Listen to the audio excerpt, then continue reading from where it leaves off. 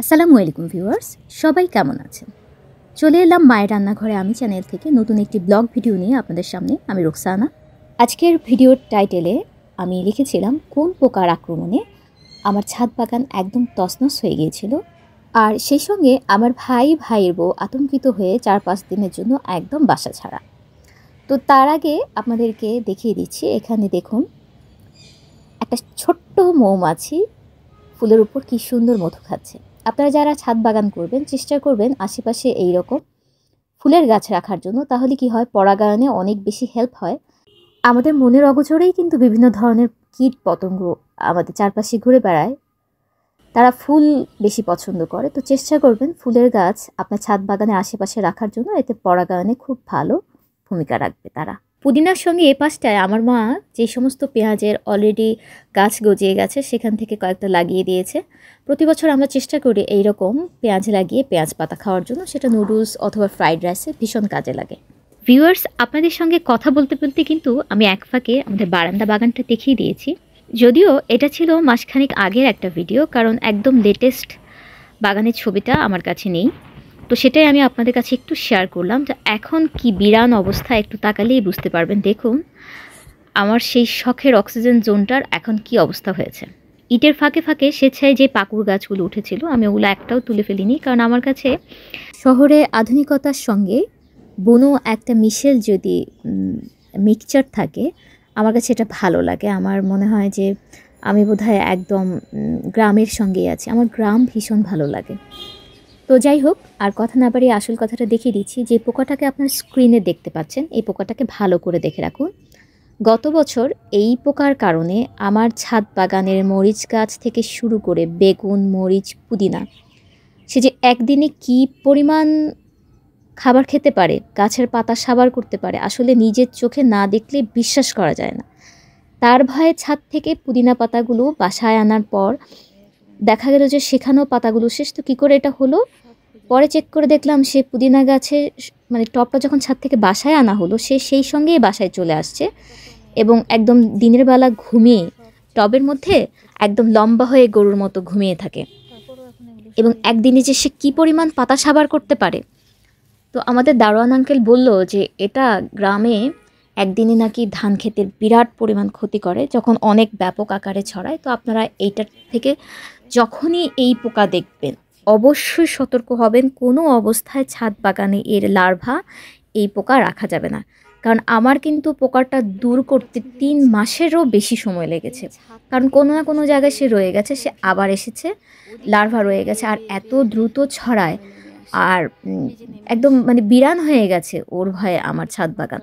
তো যাই হোক, সেটা তো গেল, সেটা ছিল গত বছরের ঘটনা। এখন কি হয়েছে সেটা বলছি আপনাকে।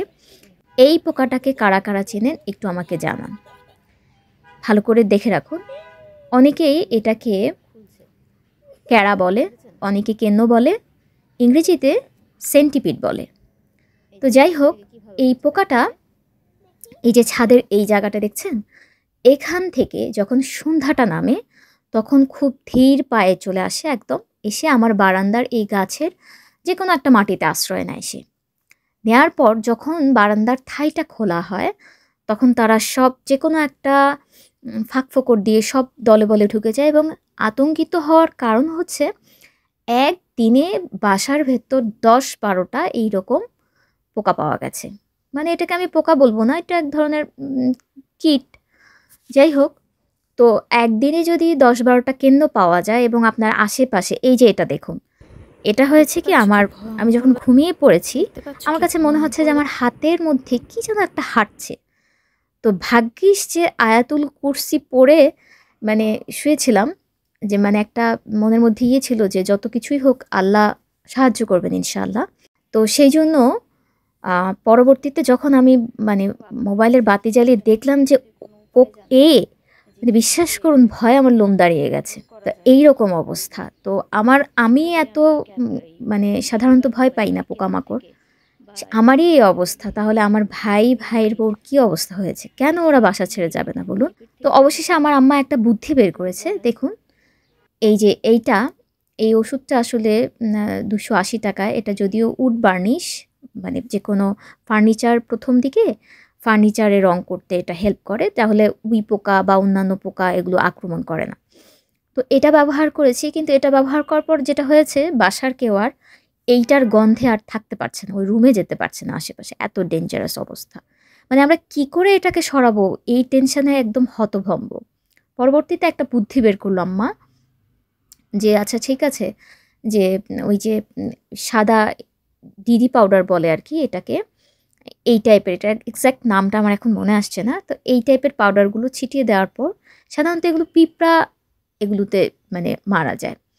তো এগুলো ছিটে দেওয়ার পর যেটা হলো, ওই যে ওরা যখন সন্ধ্যাবেলা নেমে আমার ছাদ, আমার বারান্দা বাগানের বিভিন্ন গাছের ফাঁক ফোকরে আশ্রয় নেয় বা একটু কোনায় বা বিভিন্ন চিপায় জড়ো হয়, তো সেই জিনিসটা আর হচ্ছে না। যখনই তারা এখানে আসছে, তাদের ওই সুরগুলো, ছোট ছোট সুরগুলো, যে বা অ্যান্টেনা যাই বলুন না কেন, এটা যখন ওই ওষুধের সংস্পর্শে আসে তখন তারা মারা যায়। পরবর্তীতে তারা আর বাসার ভেতরে ঢুকতে পারে না। তো এই নিয়ে আছি। তো গতকালের দুপুরে মেনুতে কী কী ছিল একটু দেখিয়ে দিচ্ছি আপনাদেরকে।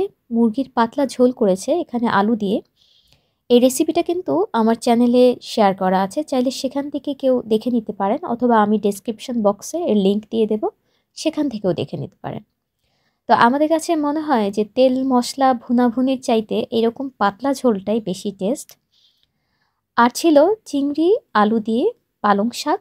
আলহামদুলিল্লাহ আমাদের বাসায় যেহেতু কিডনি বা ইউরিক অ্যাসিডের কোনো পেশেন্ট নেই, তাই আমরা পালং শাকটা খেতে পারি এখন পর্যন্ত।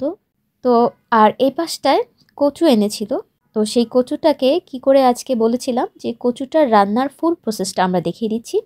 আমাদের বাসার কচুটা অন্য অন্য বাসার চাইতে একটু ডিফারেন্ট স্টাইলে হয়, কারণ আমি এই পর্যন্ত অনেক বাসায় কচু খেয়েছি, আমার কাছে মনে হয়েছে এই টেস্টটা আমি পাই না। তো আপনারা যদি কেউ এভাবে রান্না করে থাকেন, আমার সঙ্গে চাইলে কমেন্টে শেয়ার করতে পারেন যে হ্যাঁ আমরাও এভাবে করি। তো চলুন একটু কচু রান্নার রেসিপিটা দেখিয়ে দিচ্ছি। সাধারণত বাজার থেকে কচু আনলে আমি আসলে কাটতে বসে যাই, আম্মার জন্য অপেক্ষা করি না, কারণ আমার কাছে এটা ভীষণ এনজয়েবল একটা ব্যাপার। মানে শাকসবজি, ফ্রেশ শাকসবজি, কিছু কিছু জিনিস আছে না যে দেখে কাটতে ইচ্ছে হয়, মনটা ভালো হয় আসলে। তো আমি সবসময় কচু আনলেই আমি সবার আগে কাটতে বসে যাই। তো কচুটাকে কেটে নেওয়ার পর এইটাকে লবণ আর হলুদ দিয়ে সবসময় আমার মা ভাপিয়ে নেয়, কারণ বলা যায় না কোন কচুতে গলা ধরে। লবণ আর হলুদটা দিয়ে যদি একটা ভাপ দিয়ে নেয়, তাহলে এটা কিন্তু আর গলা ধরার সম্ভাবনা থাকে না। তো কচুটা যখন এই রকম আঙুল দিয়ে টিপলেই সেদ্ধ হয়ে যাবে, তখন এটাকে পানি ঝরিয়ে নিতে হবে। প্রথমে কচুটি রান্না করতে প্রথমে প্যানে আমরা 2 টেবিল চামচ পরিমাণ তেল দিয়ে নিলাম। যেহেতু আমরা বাগারে আবার তেল ব্যবহার করব, তাই এই পর্যায়ে তেলটা একটু কম নিতে হবে। পেঁয়াজ কুচি দিয়ে দিচ্ছি, দিলাম 2টো তেজপাতা, বড় সাইজের 4 কোয়া রসুন থেতো করে দিয়েছি আমরা, রসুন বাটা 1 চা চামচ, জিরা বাটা চা চামচের 4 ভাগের 1 ভাগ দিয়ে মরিচ গুঁড়া দেব 1 চা চামচ পরিমাণ, হলুদ গুঁড়া আধা চা চামচ, ধনে গুঁড়া 1 চা চামচ দিয়ে তেলের উপরে মশলাটা ভালো করে কষিয়ে নিয়ে স্বাদ মতো লবণ দিয়ে দিলাম। এখন চিংড়িটা দিয়ে একটু কষিয়ে নিতে হবে, খুব বেশিক্ষণ কষানো যাবে না, কারণ চিংড়ি বেশিক্ষণ কষালে এটা রাবারের মতো শক্ত হয়ে যাবে। এখন কচুটা দিয়ে কয়েকটা কাঁচামরিচ ফাড়ি করে দিলাম। ফ্লেভার ও ঝাল দুটোই লাগবে আমাদের। কচু কিন্তু আয়রন ও ক্যালসিয়ামের খুব ভালো একটি উৎস। আমাদের মেয়ের তো রক্তের হিমোগ্লোবিনটা একটু কম থাকে, তাই আয়রনটা মেডিসিন ইনটেক না করে ন্যাচারাল সোর্স থেকেই নেওয়াটা আমরা চেষ্টা করি। তাছাড়া ক্যালসিয়ামের অভাবে কিন্তু 40-এর পর মেয়েদের হাড়ের ভেতরে অনেক ক্ষয় হতে থাকে। তো সেক্ষেত্রে কচুটা চেষ্টা করবেন কিছুদিন পর পর খাবার, কারণ এতে প্রচুর ক্যালসিয়াম থাকে। আপনার দাঁত, নখ, চুল সব কিছুর জন্য খুব ভালো। আমরা কিন্তু ভাতের চেয়ে বাটিতে করে এমনিতেই বেশি করে কচু খেয়ে থাকি। আমাদের বাসায় কচু রান্নাটা ভীষণ রকমের সুস্বাদু হয়। সবসময় যে ইলিশ দিয়েই খেতে হবে এমনটা নয়। 2 রকমের কচু শাক আছে, যেটার ভর্তাও আমরা খাই। এত মজা, বিশ্বাস করুন, কোনো একদিন ইনশাল্লাহ সেটাও আপনাদের সঙ্গে শেয়ার করব। কচুটা যখন সেদ্ধ হয়ে যাবে, এর পানি শুকিয়ে নেব আমরা। এখন আরেকটা প্রসেস করতে হবে, বাগারের ব্যবস্থা। প্যানে তেল দিয়ে আস্ত জিরা দিলাম 3 কোয়া রসুন কুচি, পেঁয়াজ কুচি ও কালো জিরা। এখন একটা শুকনো মরিচ এরকম একটু কুচি করে দিচ্ছি আমরা। কচুতে রসুন বেশি ব্যবহার করতে হয়, আর রসুনটা বেশি ব্যবহার করলে আর ওভাবে যদি লবণ আর হলুদ দিয়ে কচুটাকে আগে একটু ভাপিয়ে নিন, তাহলে গলা ধরার সম্ভাবনা থাকে না বললেই চলে। পেঁয়াজ রসুনটা লাল লাল করে ভেজে কচুটা ছেড়ে দিয়ে একটু ভালো করে ভুনে নিতে হবে। শুকিয়ে এসেছে। এখন এতে চা চামচের 4 ভাগের 3 ভাগ জিরা টালা গুঁড়া ব্যবহার করব। কচুতে কিন্তু একটু জিরা টালা গুঁড়া দিলে বেশ ভালো লাগে। আমরা আজকে রেগুলার তেলেই করেছি, আপনারা চাইলে কিন্তু এই রান্নাটা সর্ষের তেলেও করতে পারেন, সেক্ষেত্রেও ভীষণ ভালো হয়। তো কচুটা খেয়ে অবশ্যই জানাবেন আপনাদের কচু রান্নাটা কেমন হয়েছিল। এখানে ছাদ থেকে কিছু ভৃংরাজের বীজ এনেছি, কালো জিরা ভেবে আবার ভুল করবেন না। এই বীজগুলো যদি শুকিয়ে রেখে দেন, অনায়াসে এই বীজ থেকে আপনাদের ভৃংরাজের চারা হবে। তো আজকে আমি রোকসানা এখান থেকেই বিদায় নিয়ে নিচ্ছি। সবাই আমার জন্য দোয়া করবেন। আল্লাহ হাফেজ।